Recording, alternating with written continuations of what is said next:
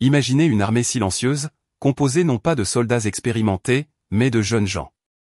Des cœurs battant au rythme des rêves, des idéaux et des doutes. Ils portent entre leurs mains non seulement l'avenir du monde, mais aussi le destin de l'Église adventiste.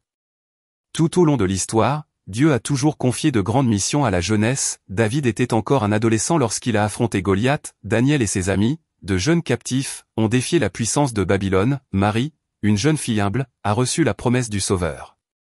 Le Seigneur a toujours élevé la nouvelle génération pour accomplir sa volonté. Mais aujourd'hui, en cette période de crise spirituelle, de distraction technologique et d'attaque contre la foi, une question se pose qui pourrait déterminer l'orientation de l'œuvre de Dieu. La jeunesse adventiste sera-t-elle la force qui préservera l'identité prophétique de l'Église, ou deviendra-t-elle la brèche qui pourrait la mener à sa destruction? La force de la jeunesse dans l'histoire biblique. Tout au long de la Bible, nous voyons une constante. Lorsque Dieu avait besoin de faire avancer l'histoire, il choisissait souvent des jeunes. Ceux qui, aux yeux des hommes, semblaient fragiles ou inexpérimentés, devenaient des instruments puissants entre ses mains. David n'était encore qu'un berger lorsqu'il a affronté le géant Goliath. Alors que les soldats entraînés tremblaient, il s'est levé avec courage, ne comptant que sur le Seigneur des armées.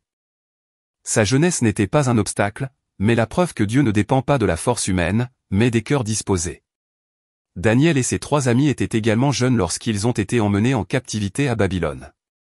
Entourés d'une culture contraire à la foi de leur père, ils sont restés fermes, refusant de se souiller avec la nourriture du roi. Et pour cette fidélité, Dieu les a exaltés devant les empires et les rois. Et comment oublier Esther?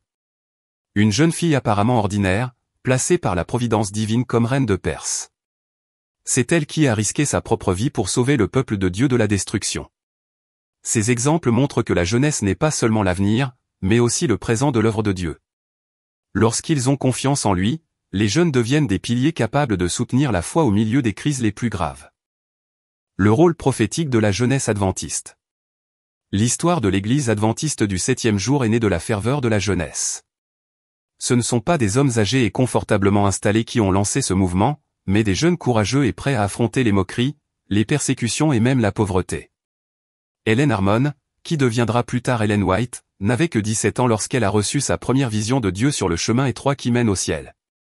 James White, qui allait devenir l'un des plus grands leaders de l'adventisme, était encore dans la vingtaine lorsqu'il a consacré sa vie à la prédication. D'autres pionniers, tout aussi jeunes, ont tout risqué pour un message qu'ils estimaient urgent.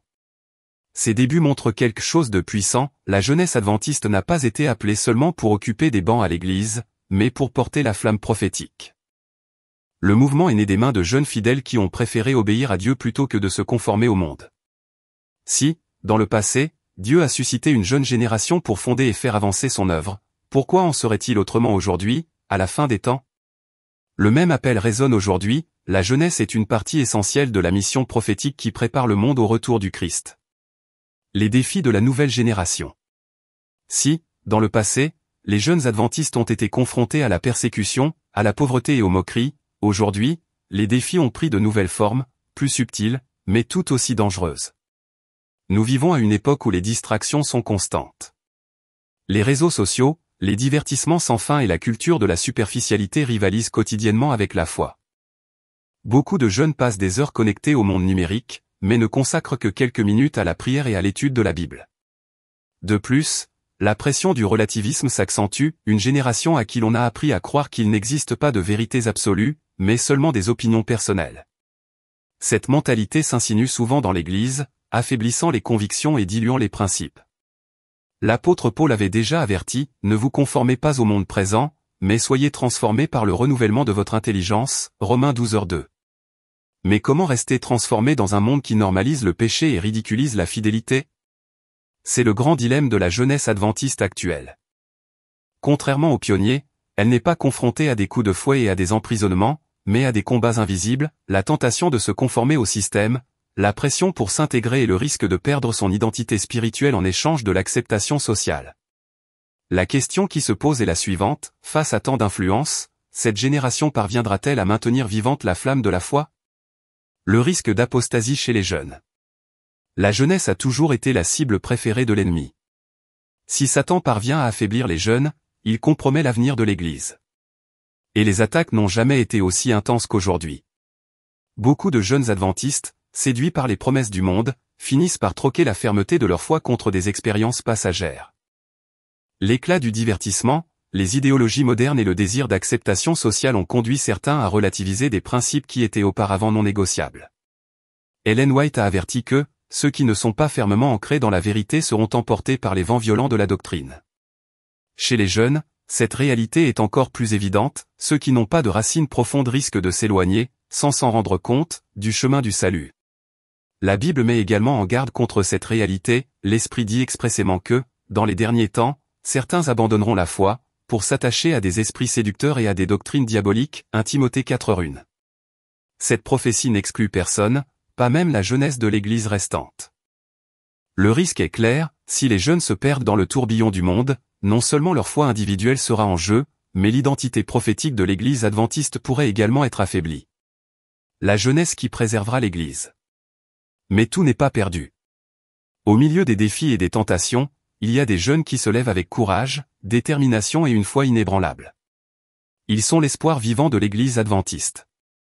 Ces jeunes comprennent que garder la foi n'est pas seulement un choix personnel, mais un engagement envers l'œuvre de Dieu.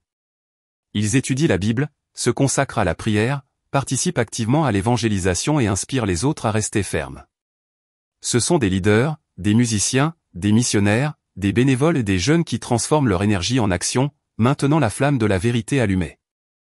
Apocalypse 14h12 décrit le reste fidèle comme ceux qui gardent les commandements de Dieu et ont la foi de Jésus. C'est exactement cette génération qui remplit le rôle de préserver l'Église.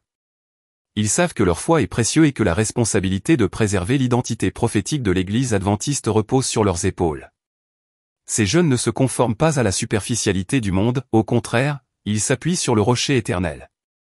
Ils sont des exemples vivants qui montrent que, même dans les moments difficiles, la jeunesse peut être le fondement qui soutient toute l'œuvre de Dieu. Le choix décisif de la nouvelle génération. La jeunesse adventiste se trouve à la croisée des chemins. Chaque décision, chaque choix de foi ou de conformité avec le monde, a des répercussions non seulement sur leur propre vie spirituelle, mais aussi sur le destin de l'Église dans son ensemble. D'un côté, il y a la possibilité de préserver la flamme de la vérité, en conservant les principes, les valeurs et la mission prophétique que Dieu a confiée à l'Église restante. De l'autre, il y a le risque de s'égarer, attiré par les facilités, les modes et les distractions du monde moderne. La Bible indique clairement que la fidélité est un choix quotidien, soyez donc diligents à conserver votre foi, 2 Pierre 3h17, adapté. Il ne suffit pas de naître dans une famille adventiste ou d'assister au culte, il faut vivre sa foi, l'étudier, la pratiquer et la transmettre. Ellen White renforce cette responsabilité, le plus grand danger pour la jeunesse est la négligence spirituelle. Ceux qui ne s'affermissent pas maintenant risquent d'être séduits plus tard. Chaque jeune doit décider s'il sera un pilier de l'Église ou une faille qui menace sa structure. La grande question qui se pose aujourd'hui est la suivante, cette génération sera-t-elle celle qui maintiendra l'œuvre de Dieu en vie, ou celle qui permettra à l'Église de s'affaiblir face aux défis du monde? La jeunesse adventiste n'est pas seulement l'avenir de l'Église, elle est le présent qui soutient l'œuvre de Dieu. Chaque action, chaque choix et chaque attitude ont un poids spirituel, capable de renforcer ou d'affaiblir la mission de l'Église dans le monde. Il est temps de prendre conscience de la responsabilité qui leur a été confiée. Dieu ne choisit pas les plus expérimentés ou les plus puissants, mais ceux qui sont prêts à obéir, à rester fermes et à s'engager pour la vérité. Participer aux activités de l'Église, étudier la Bible, respecter les commandements et partager sa foi ne sont pas seulement des devoirs individuels, ce sont des actes qui préservent l'intégrité de l'Église adventiste et inspirent les autres à rester fermes. Ellen White le souligne, la jeunesse d'aujourd'hui, en s'affirmant dans la vérité, sera la lumière qui guidera des milliers de personnes vers le salut. Chaque jeune a donc la possibilité d'être un agent actif de la préservation de l'œuvre de Dieu, influençant non seulement sa propre génération, mais aussi l'avenir de toute l'Église. L'appel est clair, restez vigilants, fidèles et engagés, même lorsque le monde semble attirer tous les autres chemins. La décision des jeunes adventistes est plus que personnelle, elle est décisive pour l'avenir de l'Église. Chaque jeune qui choisit de rester ferme dans la foi contribue à préserver l'œuvre de Dieu, en maintenant vivant le message prophétique qui a été confié à l'Église restante. La Bible nous rappelle, souviens-toi de ton Créateur pendant les jours de ta jeunesse, avant que les jours difficiles ne viennent, Ecclésiaste 12, 1. C'est un avertissement clair, les temps actuels exigent de la vigilance, de la fidélité et du courage. Aujourd'hui plus que jamais, Dieu appelle chaque jeune à être un gardien de la vérité, à maintenir la flamme de la foi allumée et à montrer l'exemple.